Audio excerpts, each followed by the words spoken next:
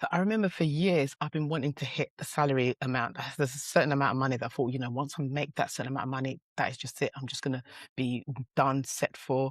And I remember like I actually hit that figure, and outside of paying my bills and paying for everything, and I realized that if I'd stopped working, I'd actually go broke. And on top of that, like I barely even had enough for essentials for me. Like I hadn't even actually built anything.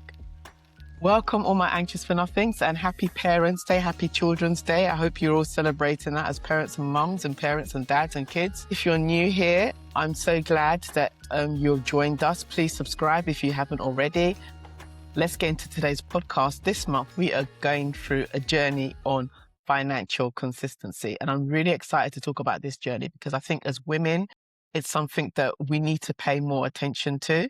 But before I go on, full disclaimer, I am not a financial professional and I am not a financial advisor.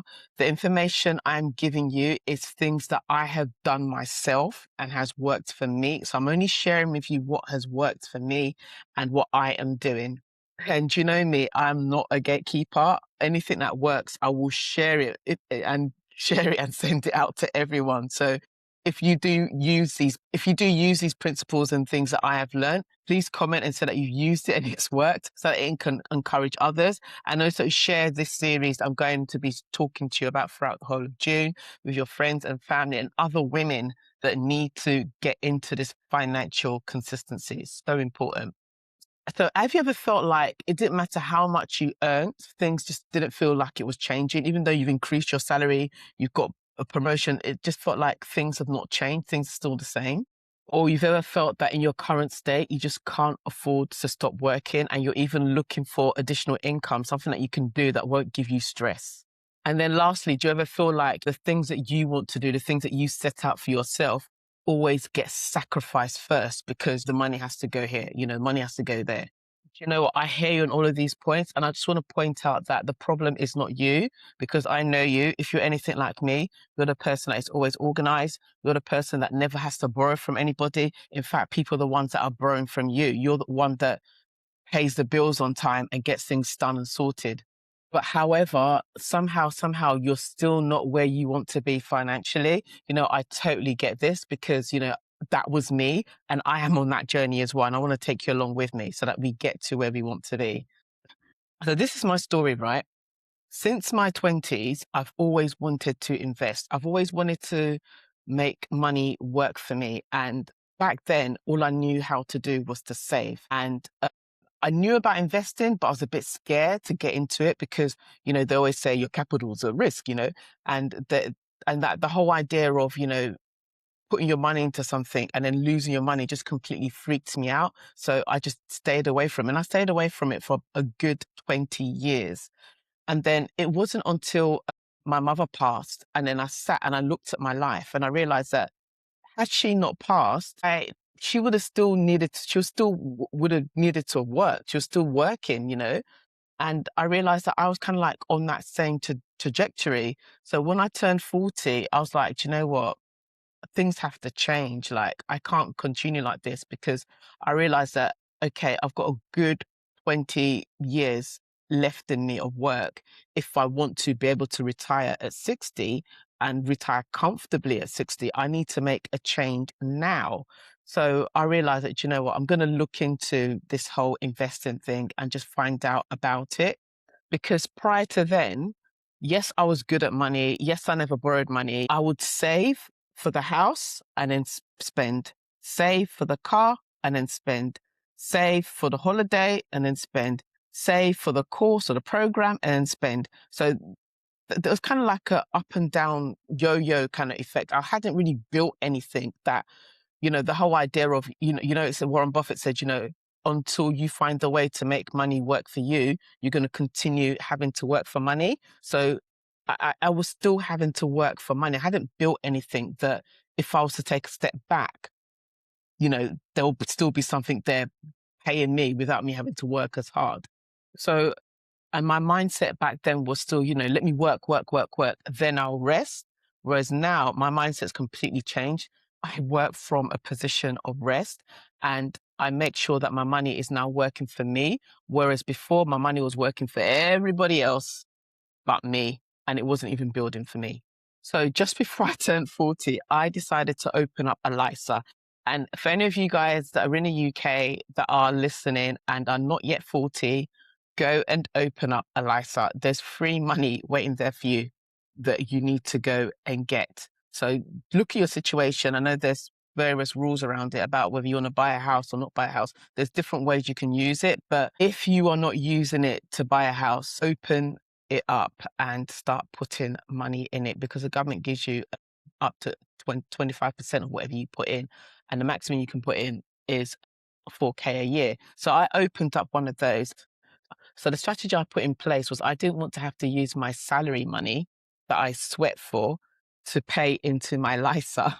So I decided to get into stocks and shares, the ones that give out high form of dividends, and use those dividends to fund my LISA account. That's the strategy that I put in place. Whilst doing this, I didn't want to completely invest. I wanted my money to still do other things. And plus I still had credit cards that I needed to pay off as well. So back then I decided that I needed to do two things. One was to increase my salary, increase my income, which I did. And second was to learn how to invest. So I took out a course finally and learned how to invest. And I took out a course from somebody that was already a Wall Street analyst and had done the stuff already and understood and knew what they were doing. And she was like, I could relate to her. And, you know, the way she vibed, her name's Ashley Fox, I could like really relate to her.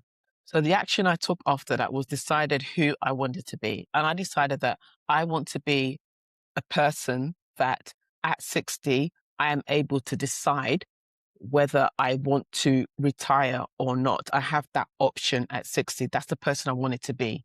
Then after that, I put my strategy into place and I have stuck to it. So my strategy involved creating a system, and there's one critical factor of that system was that my lifestyle needed to remain the same before I got the promotion, before I got the salary increase. I had to keep my lifestyle the same and not subscribe to lifestyle inflation. So I'll have 20 years worth between now and when I'm 60 to leverage time, which is so important when it comes to investing. It's your best friend. Time is your best friend. So obviously the earlier you start, the better. And if you've not started, start today. So as a result, I have met my target of passing £100,000. And that is a combination of all my stocks and shares and all my pensions from my different companies that I've worked with, and also some cash savings as well for emergency funds. And I started this journey in 2023. So what I want to say is, like, if you have not saved your first 10K, don't be put off. You know, we all need to start somewhere. I started coming up to like 3 years ago, and all I had then was my pension pots from my various organizations that I worked with. So what's important is that you start, and, you know, start with whatever you can afford to put away. Back then, 20 years ago, when I was really scared and didn't know what I was doing, I did make a start, and I started with £25 a month. And I was really scared when I did that. I would like put the money in, take the money out when the stocks and shares dropped, but start with whatever you have and be consistent.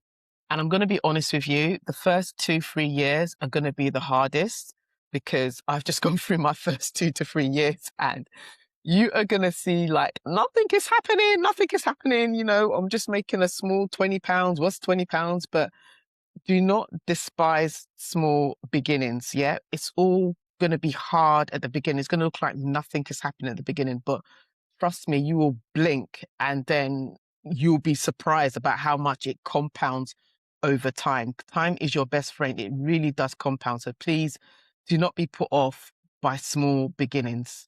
You know, do not make the mistake that I made back then, whereas I was stopping, starting.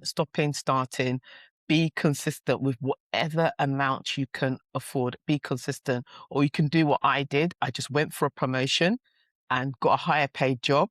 And the difference in my salary between my old role and my new role, I put all of that into investments in the stocks and shares and kept my lifestyle the same as it was before I got the increase in salary. So research shows that over here in the UK, and I suspect that will be the same in America as well, that there is a gender gap when it comes to finances, salaries with women compared to men. And I think, even more so if you are a Black woman as well, I'm sure that there'll be even more of a gap as well. And when it comes to investing and asking for more money, just be grateful for what you got. Just be grateful that you even got in. We have that type of mentality that, we should just be grateful. We should just be thankful that we even got in. But that being said, yes, do be thankful, do be grateful, because, that is a trait that God has given unto us as Christian women. But at the same time, know your value, know your worth, know that you are saving the company money, because the company is making money off you because you are working up here and they're paying you down here. With somebody else that is doing half of what you're doing, they're paying them twice as much. So definitely know your value. Do not devalue yourself. Know your value and ask for what you are worth. People are going to treat you how you treat yourself. So if you feel like, this is what I'm worth, they will pay you what you're worth. They'll pay you what you feel that you are worth. And I experienced this firsthand from the first organization I was in, and then moving to a new organization. I did so much work in my old organization. And then when I moved to this new one, I was being paid more, but I was working less compared to the old organization. So you need to move to where you are valued. It's so important. I tell this story to my kids. So I'm going off on a tangent, but I will come back to the podcast. But I just wanted to drop this because I just felt in my spirit that I need to drop this. Someone needs to hear this right now. I tell this story to my kids, and you might have heard it before already, but it's about like a bottle of water. You know me, I'm always drinking water. I'm big on water. That's another thing. If you listen to my YouTube channels from back in the day, I am big on water. And like, this same bottle of water, depending on where it is going to have a different price. This bottle of water in a supermarket is going to have one price. This same bottle of water in an airport is going to have a bigger price. Buy the same bottle of water on a plane. Guess how much that's going to cost? Now, we went to Morocco last year with my family, and this is part of some of the perks of being a travel agent and having a travel business. We went to Morocco last year, and we were out there in the desert. Tell me how much the same bottle of water cost in a desert, yeah? So your value is going to change depending on what environment you are in. So that's so important. And as women, we need to understand our value and put ourselves in those environments where we'll be valued, and make sure that you are being paid and making the right amount of money for your value. And then when you make that money, or almost share, we have to make that money work. That money needs to work and work for us so that we're not having to continue working past a certain age, whatever your target age is. So bringing it back to the podcast now, the last point I wanted to talk about was just the psychology of avoidance theory. And that says that, when things are too difficult or too challenging, we just tend to like avoid it or just try not to deal with it. And that is because, when we feel like something is too complex or too hard or too difficult, we just decide to avoid it or not do it all at all. But, follow me throughout this series of June, and I will show to you, this thing is not complex. It is very simple. But what makes it hard is, we need to change our mindset and be more determined on what we want, until where we want to be and the person we want to become outsmart and is more stronger than our current state. Then, we will make those decisions and we will keep to those decisions, and it will become repetitive. When it becomes repetitive, it will become boring. And that's the place that you want to get to. You want to get to the point where it becomes so boring that you're just so used to it. It's not even a fear or worry or a concern so much. And I pray that for you, you will get there, because I was where you are right now, scared, worried. Oh my gosh, how am I going to do this? It's too much. It's too overwhelming.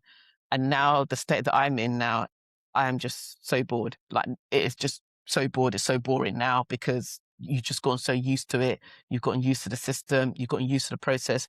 You can see it. I can literally see my money working for me and retiring aspects of my salary because I've just made that decision and I've been consistent and continued with it.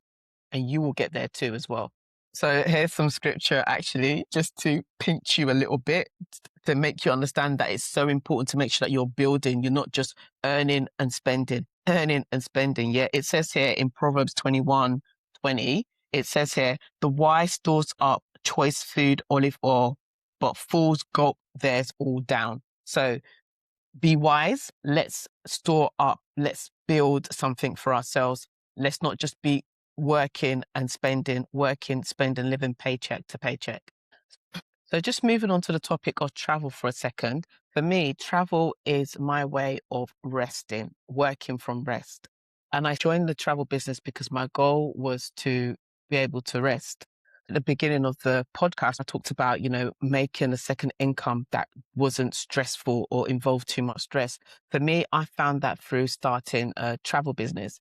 And the main reason why I joined the travel business to begin with was because travel for me is like an idea, is rest. It's an opportunity to rest. You go to a nice warm place, you're staying in a hotel, somebody else is cooking for you, somebody else is cleaning for you. And, you're able to just relax and refresh and sort of have time to actually think. So seeing a business that allows me to earn commission every time I book travel for myself, book travel for others, and also earn commission by sharing this amazing opportunity with other people was like a no-brainer for me. And it was a way to earn another income without the stress. And compared to the other businesses I've started, like Amazon, things like that, this has a really, really low startup cost and is really, really simple, easy system that you can duplicate and replicate to anybody that joins your team. And one of the reasons why I chose travel was because I realized that my mum, she was always working, and me, myself, I was always working as well. And I thought, you know what, I don't want to follow that same trajectory. It's so important for us to rest. One of the things my husband always says is, we need to enjoy it as we go. No point storing all the way up to retire, then we rest. By then you might be too old, too weak, too tired to even enjoy those things. So why not enjoy little pockets of it now as we go? So that's one of the reasons why I joined and started the travel business. And if that sounds good to you, you're interested in also finding a stress-free way of making a second source of income, do DM me on TikTok and Instagram and we can have a chat. So now, before we close off this podcast, I want to give you your action point for this week. And what we're going to do is we're going to go through our bank statements for the last 3 months. Please do not run away. Please do not be scared. If that's too much for you, then do the last 2 weeks. Yeah, go through it. You can use ChatGPT to help you, but note that ChatGPT, it's going to see and have all your personal information. So be mindful of that. I did this myself because I'm an Excel nerd. If you're not an Excel nerd, just print out your statement for the last 2 weeks and just go through it and do an audit. Where is your money going? You need to know where your money is going and know what it is doing if we want to start building and building effectively. We don't want to build on sand. We want to build on a solid foundation. And when you go through your statement for the last 3 months or 2 weeks, whichever one you choose, do aim for a month if you can't do 3 months. Go through it and make a note of where your money has been going out unassigned. As your money been doing things that you have unconsciously allowed it to do. So those unconscious things that you've bought or spent or sent your money to somewhere and you've not been conscious of it. I can give you an example. Maybe there's subscriptions that are coming out of your bank accounts that you completely forgot about. It doesn't matter. The subscription could be like £2-3, but that is just coming out of your bank account without you knowing. And that's an subconscious one. Or if you've taken out cash and spent it, without you knowing. For me, I realized that I was spending £3 every day on lunch when I was going to work. This is back in the days when we had to go into the office Monday to Friday. And I realized that over a month, I was spending 60 quid on lunch. And I realized that the reason why I was spending 60 quid on lunch was because I was not organized in the mornings. I was like running around. We've got 3 boys. I had to take 3 of them to different places. And in the mornings, I was completely disorganized. I weren't prepared to make lunch for myself. So I had to buy lunch out. If you work in London, eating out is expensive. You can spend up to £5-6 a day on lunch. Next, we're going to go into strategy. If you've not subscribed, please do subscribe, and thank you so much for listening up until this point. Do follow me on the platform that you're listening to me on. You can find me on YouTube. You can find me on Spotify and Apple Podcasts as well. Until next time, please remember, you are anxious for nothing, and when you win, everyone's going to win.